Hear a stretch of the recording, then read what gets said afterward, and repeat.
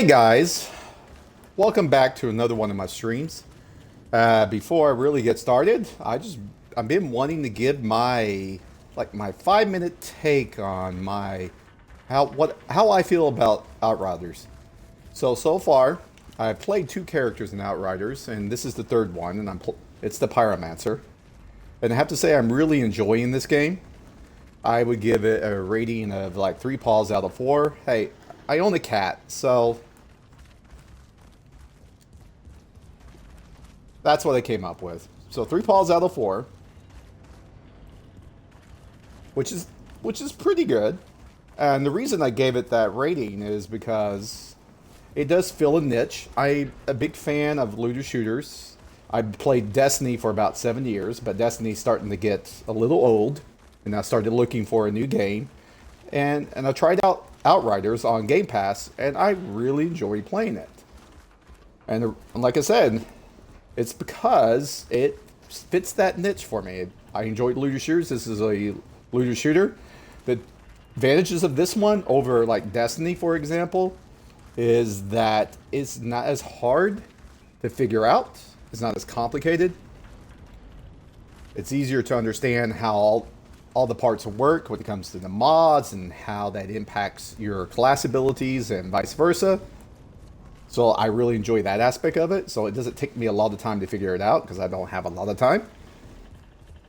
I notice when I play Destiny, I'm often Googling a lot of things to try to figure them out. I haven't had to do that with this. I'm sure there's probably really solid builds I can come up with, but I'm happy with what I'm doing.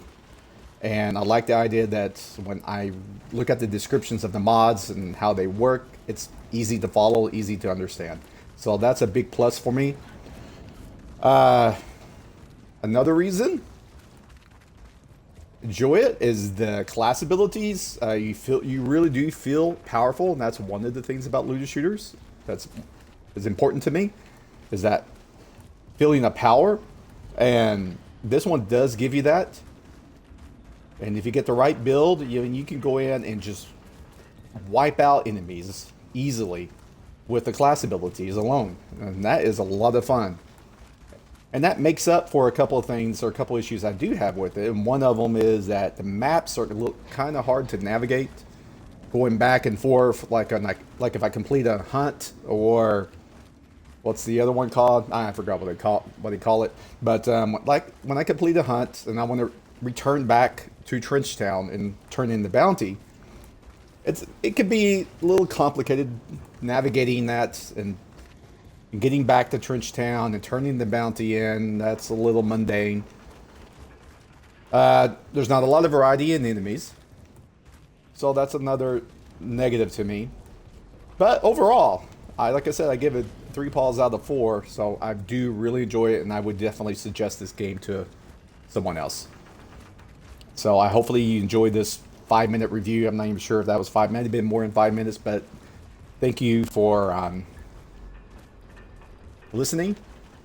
And if you're interested in hearing the other reviews of any other games that I play, feel free to subscribe.